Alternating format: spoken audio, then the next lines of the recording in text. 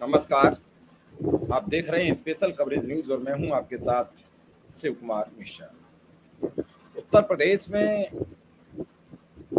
DNA को लेकर एक जंग मच गई। इस जंग में उत्तर प्रदेश के पूर्व मुख्यमंत्री अखिलेश यादव और उत्तर प्रदेश के मौजूदा उप मुख्यमंत्री ब्रजेश पाठक आमने सामने आ गए। ब्रजेश पाठक लगातार डीएनए की चर्चा करते थे।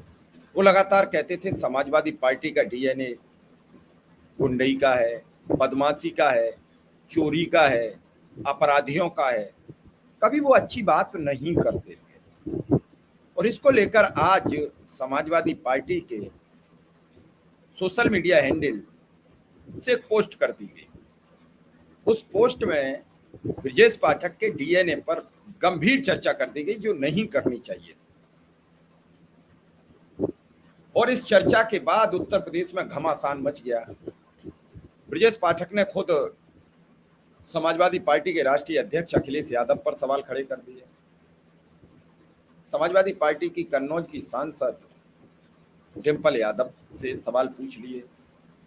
ये पूरी प्रक्रिया ब्रजेश पाठक ने आज जब उनके डीएनए की चर्चा आई तो बौखला गए और इस बौखलाहट में उन्होंने तत्काल अपने किसी समर्थक के जरिए या उनके समर्थक ने आहत होकर हजरतगंज थाने में एक एफआईआर भी उक्त हैंडल के खिलाफ दर्ज करा।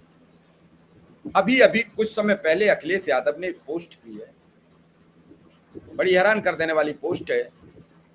उन्होंने ब्रजेश पाठक को ताकीद भी किया और समझाने का भी प्रयास किया है।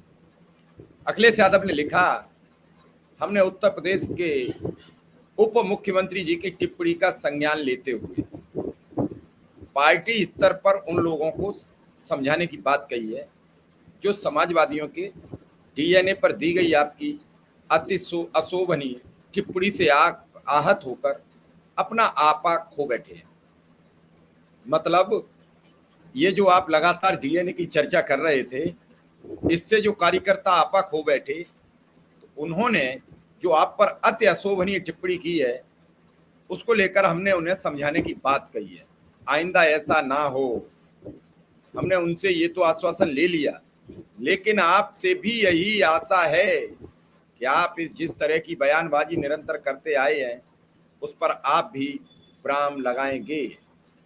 उन्होंने खुद तो अपनी पार्टी के प्रति ये बात कही, लेकिन उन्होंने उनसे भी ये आशा की है कि जिस तरीके से आप निरंतर ये बयानबाजी करते आए हैं उस पर भी विराम लगेगा। आप जिस स्तर के बयान देते हैं वो भले आपको अपने व्यक्तिगत स्तर पर उचित लगते हैं, लेकिन आपके पद की मर्यादा और शालीनता के पैमाने पर किसी भी कीमत पर उचित नहीं ठहराए जा सकते हैं। एक स्वास्थ्य मंत्री के रूप में आपसे ये अपेक्षा तो है ही कि आप ये समझते होंगे कि किसी व्यक्ति के व्यक्तिगत डीएनए पर भद्दी बात करना दरअसल किसी व्यक्ति नहीं वरन युगों तक पीछे जाकर उसके मूल वंश, उसके मूल उद्गम पर आरोप लगाना है। जैसा कि हम सब जानते हैं कि हम यदुवंशी हैं और यदुवंश का सीधा सीधा संबंध भगवान श्री कृष्ण से है। अतः ऐसे में आपके द्वारा हमारे डीएनए पर किया गया प्रहार धार्मिक रूप से हमें आहत करता है। हम जानते हैं कि आपका धर्म प्रधान व्यक्तित्व ऐसा नहीं है कि वो भगवान श्री कृष्ण के प्रति ऐसी दुर्भावनापूर्ण टिप्पणी कर सकता है, परंतु एक सामान्य भोला व्यक्ति जो भगवान श्री कृष्ण ही नहीं बल्कि किसी भी भगवान में विश्वास करता है वो आपकी टिप्पणी को अन्यथा भी ले सकता है।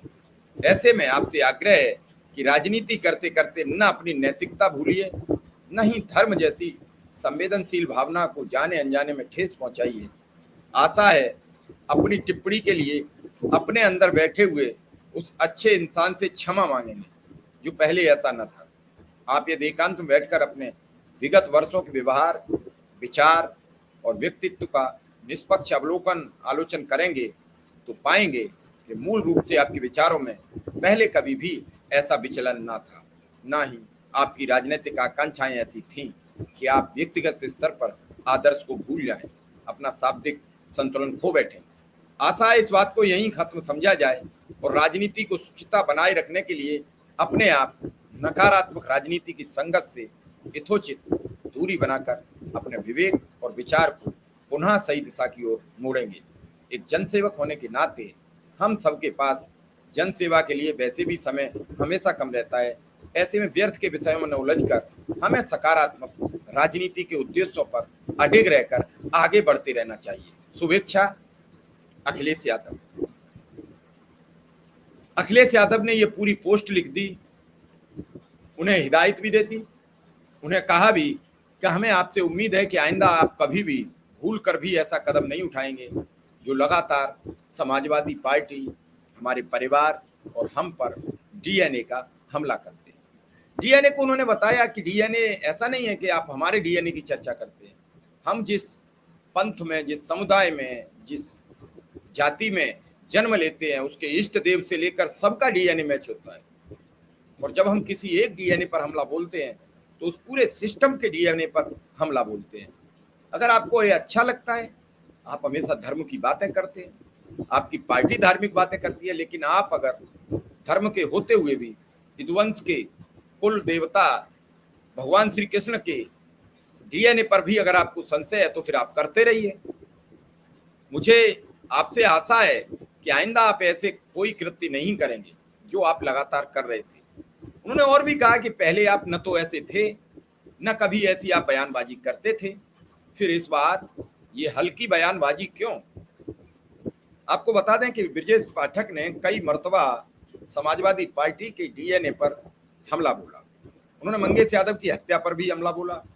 उन्होंने कन्नौज में एक यादव के रेप के आरोप में फंसने पर भी समाजवादी पार्टी के नेता थे, तब भी डीएनए पर हमला बोला। और कई मर्तबा वो समाजवादी पार्टी के डीएनए पर हमला बोलते रहे, पूरे परिवार के डीएनए पर हमला बोलते रहे, लेकिन उन पर किसी ने हमला नहीं बोला। आज समाजवादी पार्टी के सोशल मीडिया जो अकाउंट है उससे एक पोस्ट होती है, उस पर बड़ा गंभीर आरोप ब्रजेश पाठक पर लगा दिया गया। ब्रजेश पाठक उस आरोप को पढ़कर तिल मिला गए, तत्काल एक्टिव हुए और ट्विटर पर समाजवादी पार्टी के राष्ट्रीय अध्यक्ष अखिलेश यादव को सवाल करते हुए पूछा कि क्या आपकी पार्टी के द्वारा मेरे माता पिता के प्रति ऐसी बातें लिखना सकारात्मक है? उन्हें लिख दिया गया कि आप सोनागाछी के पैदाइश का डीएनए है, जाने क्या क्या लिख दिया गया। और इसके बाद बड़ी तेजी से ये खबर चल पड़ी। फिर क्या था, मीडिया को मसाला मिल चुका था जो उत्तर प्रदेश में चाहिए था। मीडिया ने इसी पर बहस करना शुरू कर दिया। देखते ही देखते विकराल स्वरूप जब लेते दिखा तो तत्काल एक व्यक्ति के द्वारा हजरतगंज थाने में उस हैंडल के खिलाफ एफआईआर दर्ज करा दी गई। एफआईआर दर्ज करने के बाद अभी तत्काल ही कुछ देर पहले अखिलेश यादव ने देर रात बड़ी भारी भरकम पोस्ट लिखी और इस पोस्ट के बाद घमासान मचना तय था। और अखिलेश यादव ने बड़े गंभीर सवाल कर दिए हैं। देखना अब ये होगा क्या ब्रजेश पाठक इस पूरे प्रकरण का जवाब दे पाएंगे। अगर दे पाएंगे तो ठीक है, अन्यथा वो इस प्रकरण में उलझकर रह जाएंगे। फिलहाल इस खबर में इतना ही, फिर किसी खबर के साथ हाजिर रहूंगा। फिलहाल इजाजत दीजिए, धन्यवाद और नमस्कार।